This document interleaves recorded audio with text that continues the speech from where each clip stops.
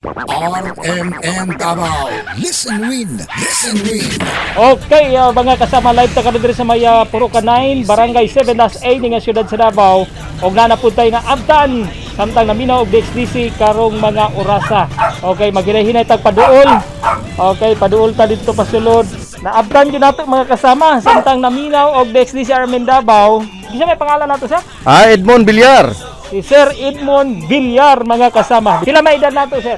49 anyos. Certified listener si Edmond Villar mga kasama. Ato yung naabtan samtang nakatune in ang iyahang radyo karong mga orasa.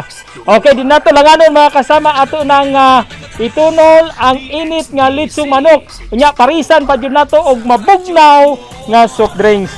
Okay, sir, dawata ang pahalipay gikan sa DXDC RMN Davao. Okay, parisan pa jud nato kasamang dong og pangpatulak ang mabugnaw nga soft drinks. Dawata, sir. Sa may mensahe nato, sir? Daghang salamat kayo no sa mga sponsor din ha sa DXDC.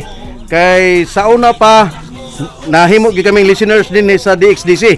Basta tatak RMN. Alang sa Listen Win, kasama mo sa Balita ug Serbisyo Publiko Radyo Mandon Pulayaw, tatak RMN. Thank you. RMN Davao. Listen win. Listen win.